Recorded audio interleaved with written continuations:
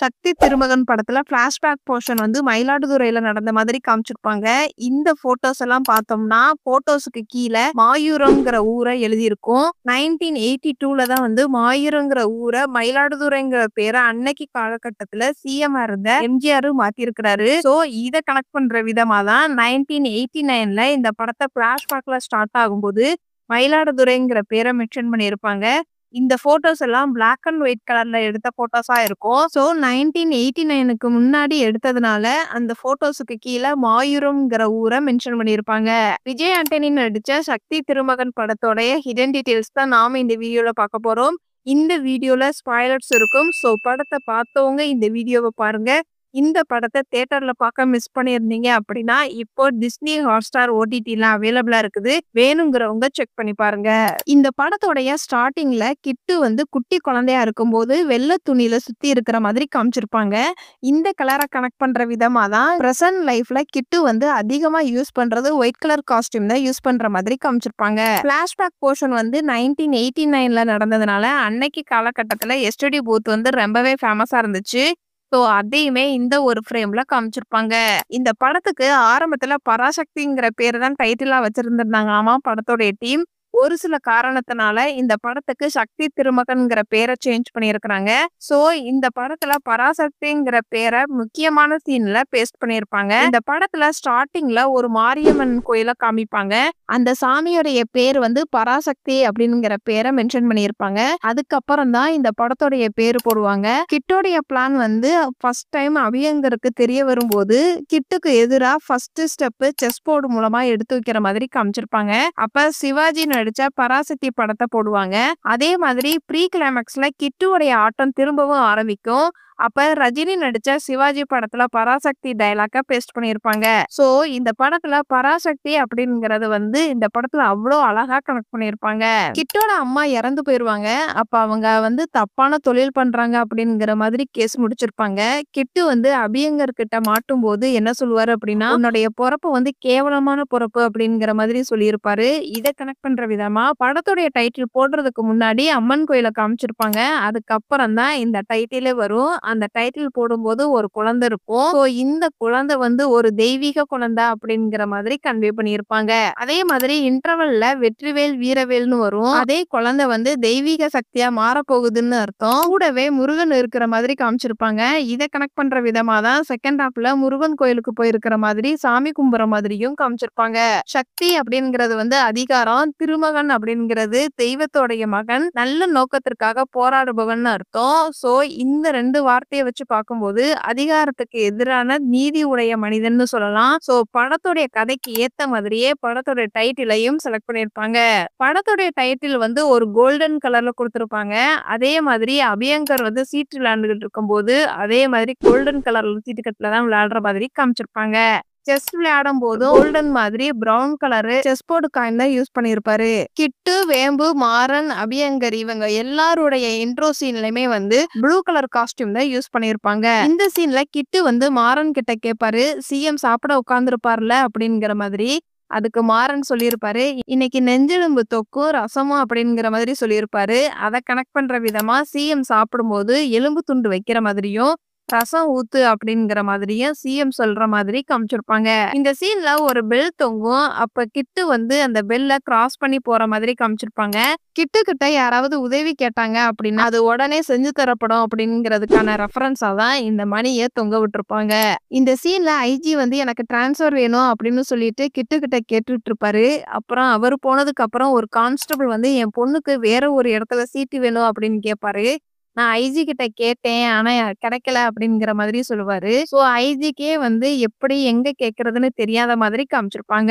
இந்த சீன்ல இன்ஸ்பெக்டர் வந்து ரியல் எஸ்டேட் பண்ணிக்கிட்டு இருப்பாரு. அப்ப அந்த மக்கள் வந்து அந்த இடத்தை விட்டு கொடுக்க மாட்டாங்க. கிட்டு வந்து அந்த இடத்துக்கு வந்திருப்பாரு. போலீஸ்க்கு ஒரு அடியை போட்டு இந்த இடத்த நீ விக்கிறதுக்கு ஏற்பாடு பண்றியா அப்படிங்கிற மாதிரி அடியை போடுவாரு. அப்ப அந்த ஃப்ரேம்ல இந்த இடம் வந்து நாட் ஃபார் சேல் அப்படிங்கிற மாதிரி ஒரு போஸ்ட் பேஸ்ட் பண்ணிருப்பாங்க.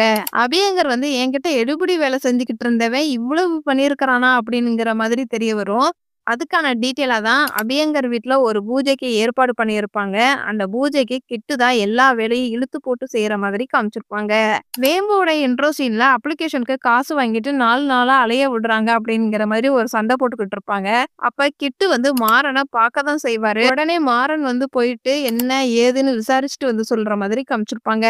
அந்த இடத்துல டயலாக்கே வச்சிருக்க மாட்டாங்க. ஆனா மாறன் வந்து அத செஞ்சு முடிச்சுருவாரு. அதே மாதிரி கிட்டுவும், வேம்புவும் கல்யாணம் பண்ணிக்கலாமா அப்படிங்கிற மாரி முடிவுக்கு வருவாங்க. கல்யாணம் பண்ணிக்கிறியா அப்படிங்கிற மாதிரியெல்லாம் எதுவுமே கேட்காம, அந்த இடத்துல ஒரு சைலன்ட் ஸ்பேஸ் விட்டுருப்பாங்க. அடுத்த சீனே கல்யாணம் ஆகுற மாதிரி காமிச்சிருப்பாங்க.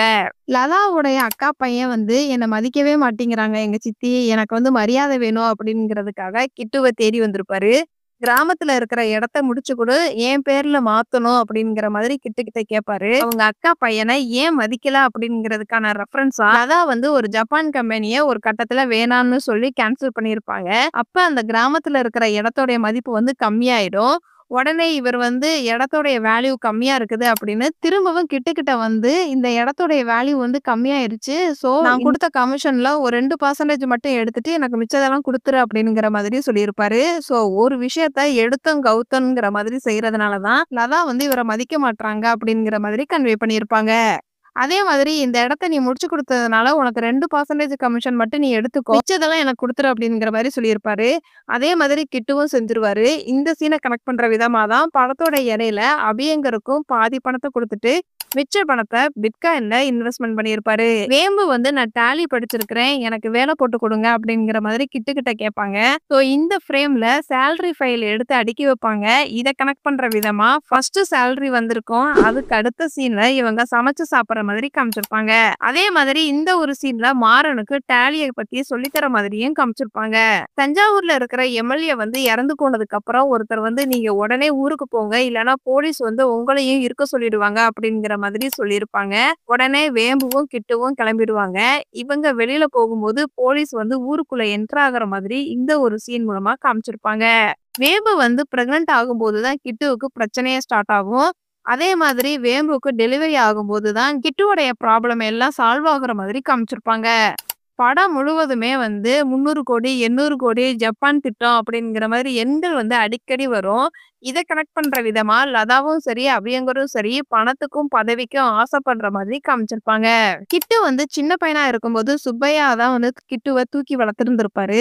சுப்பையாவுடைய காஸ்டியூம் பார்த்தோம் அப்படின்னா, பெரியாருடைய காஸ்டியூமா தான் குடுத்திருப்பாங்க.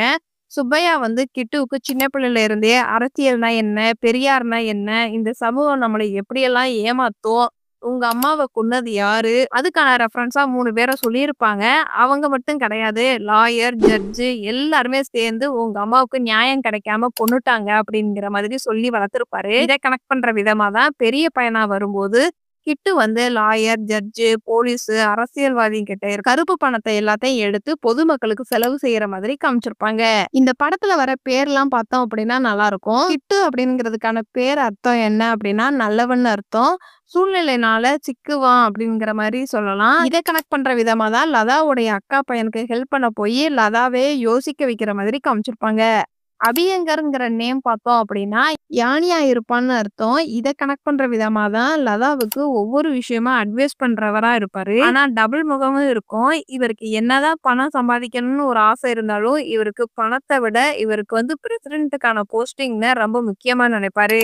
சுப்பையான் நேம் பார்த்தோம் அப்படின்னா அனுபவம் நிறைந்த நல்ல மனிதர் அப்படின்னு அர்த்தம். சோ இவர் தான் வந்து கிட்ட அம்மாவை பத்தி, அரசியலை பத்தி, இந்த சமூகத்தை பத்தி, பெரியார பத்தி இதெல்லாம் சொல்லி கொடுக்குற மாதிரி காமிச்சிருப்பாங்க. மாறன்ங்கிற பேர் பார்த்தோம் அப்படின்னா நம்பிக்கைக்குரிய ஒரு துணையா இருப்பாரு. இத கனெக்ட் பண்ற விதமா தான் கிட்டு கூட கடைசி வரைக்கும் வர்ற மாதிரி காமிச்சிருப்பாங்க. வேம்பு அப்படிங்கிறதுக்கான அர்த்தம் பார்த்தோம் அப்படின்னா வேப்பமரம் மாதிரி கசப்பா இருக்கும். இத கனெக்ட் பண்ற விதமா தான் வேம்புக்கு ஆல்ரெடி கல்யாணம் ஆகி டைவர்ஸ் ஆயிருக்கும். ஸோ அவங்களுடைய கல்யாண வாழ்க்கை வந்து ஆரம்பத்துல கசப்பா முடிஞ்சிருந்திருக்கும். ஆனா என்னதான் வந்து மனசுல வலி இருந்தாலும் உறுதியா கிட்டு கூடவே இருக்கிற மாதிரி காமிச்சிருப்பாங்க. மக்களுக்கும் அரசியல்வாதிகளுக்கும் இடையில எவ்வளவு புரிதல் இருக்குது அப்படிங்கிறதையும் இந்த படத்துல ஸ்டேட் கவர்மெண்ட் பத்தியும் சென்ட்ரல் கவர்மெண்ட் பத்தியும் அரசியல்வாதிகள் எல்லாம் எப்படி இருக்கிறாங்க அப்படின்னு சீன் மூலமாகவும் வசனங்கள் மூலமாகவும் நிறைய இந்த படத்துல அங்கங்க வச்சிருக்காங்க. இந்த சீன்ல கிட்டு வந்து மீனவர்களுக்கெல்லாம் உதவி பண்ணியிருப்பாரு. அதை கனெக்ட் பண்ற விதமா தான் வேம்பு வந்து கடைசியில அந்த மீனவருடைய வீட்டுல இருக்கிற மாதிரி காமிச்சிருப்பாங்க.